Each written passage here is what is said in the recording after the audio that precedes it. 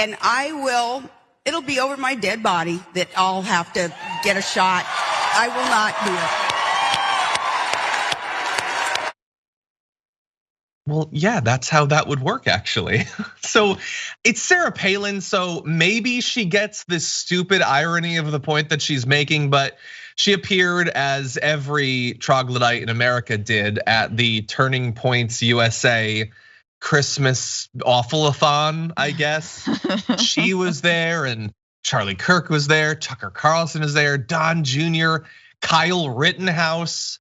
God. Because you can't out-onion the onion now. Yeah, they just invite him to events now to talk about how he murdered people. Everyone who's awful was there, but mostly it was Palin talking about how she would never get vaccinated. She would rather that she and her kids stay unvaccinated, guarantee that they have had every one of their vaccinations they're supposed to have, but she's gonna pretend that they don't. We have a little bit more from her on COVID in this video. I won't do it, and they better not touch my kids either, because that's where the... Well, Governor, some people say, though, I might lose my job. I might get kicked out of school. Yeah, I know. And, I think if enough of us, though, rise up and say, no, enough is enough. There are more of us than there are of them. So for us to be hesitant and for us to kind of wait for somebody else to take this on and stand up and say, no, enough is enough. You need to all look around and realize that as you stiffen your spine and take those positions that are right, especially when it comes to government telling us what we have to inject in our own bodies, realize that those around you, as you stiffen your spine, their spines too will stiffen. And there is an empowerment in a group like this where you all can realize and kind of feed off each other. And that clip is so, I feel like it should be studied in film school for all the different ways that it's awful. First of all, why are you staying on Charlie Kirk that whole time? Like, he could tell, you could tell that he could tell. Look, I've had it happen to me. Like, sometimes like the internet connection to our director will break. So they're just stuck on my shot, but like Francesca's talking. And like, I hope that I can cover a little bit of it, but inside I'm just like, oh God, what is happening? And you could tell that Charlie Kirk is like, she's talking, go to her. We brought her all the way from Wasilla for this. You can at least go to her. Especially like that face, like to stay on that head, turned at that angle, like where you can in real time see the swelling from all of the thoughts that, just like he's just hemorrhaging intelligence, and his face gets smaller and smaller upon just a palette of dumb and like, so well, there's that. There was an opportunity for him there. He says, well, Governor, some people are saying, what if I lose my job? To which he should have added, I obviously don't want you to do that because nobody should lose their livelihood over some partisan BS that we made up a year ago. But he didn't. She implied that there's more of them than there are of us. It's like less than 1% non-compliance with these mandates. There are not as many of them as there are of us. In general terms, that's why they've turned against democracy. But on this issue in particular, it's one of the most extreme minority positions anywhere. But they have to pretend that it's something more significant.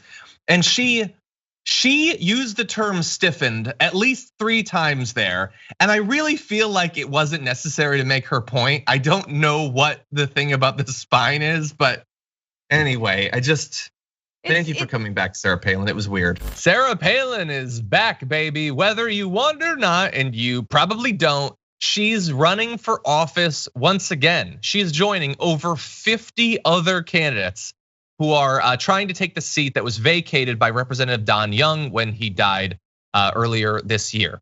So she is going to be trying to enter Congress. Sarah Palin. Not just for Alaska anymore, she'll be all of our problems potentially. It could end up just still being a public relations thing or whatever, but here you see, she's registering to get on the ballot.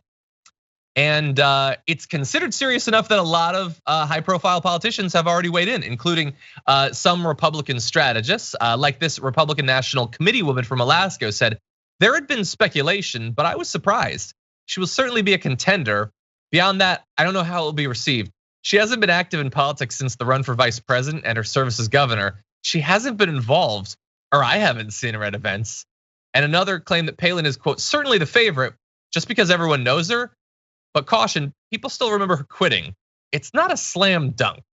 And her favorability rating right now is 31%, although I don't know for sure if that's inside of Alaska or nationally. But Francesca, she could be speaking on the House floor soon. I mean, we've got worse than Palin in Congress right now. Palin was like the OG, Palin paved the way for these other crazies. So I mean, they owe it to her. Right there, she's like the Bernie of the whack job movement within the GOP, and she owes it all to John McCain, which is the saddest part about all this.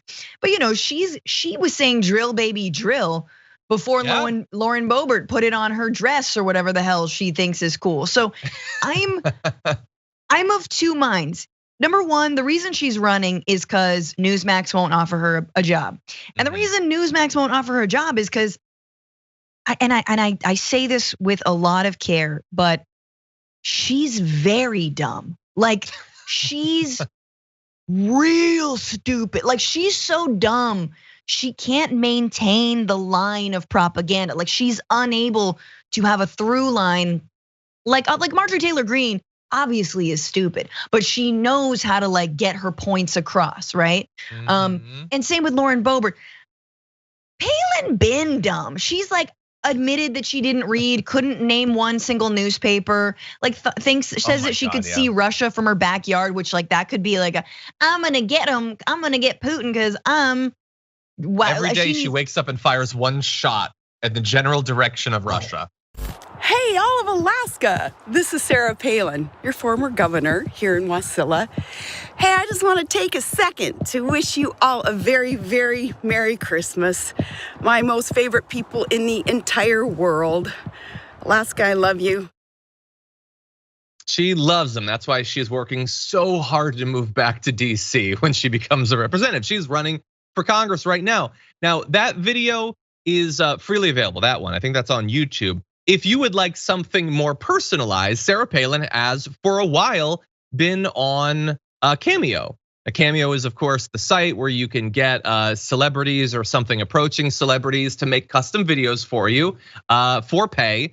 And we previously on this show have made fun of Sarah Palin specifically for doing those cameos. It turns out the joke is very much on us because she has been doing very well for herself over on Cameo. Let's talk about the money she's been making recently. So she had to do a financial disclosure form.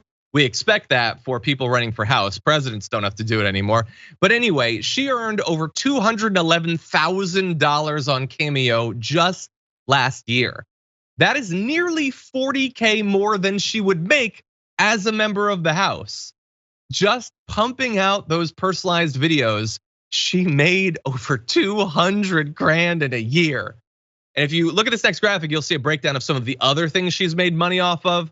So let's see, a little bit of it's from TV. I don't know what Young Conservative is. I imagine it's a way that billionaires have a front company that pretends that there are young people who are super conservative and they use that as a way to funnel money to right wingers they like. Also, there's Pie Spy, which sounds like a company I would actually make. But anyway, she made 70 grand there, and it has something to do with services for the elderly. I don't know anything, but I'm gonna say if you looked into that, I bet it's corrupt. But anyway, let's focus now on the Cameo. You can see here a shot of her actual Cameo. She has 465 reviews, and apparently people quite like her services. 5 stars, that's how you make over 200 grand. She sells the videos, by the way, for $199 each and promises delivery within 24 hours. Is that a bargain, Jessica? I don't know. She certainly is doing well for herself.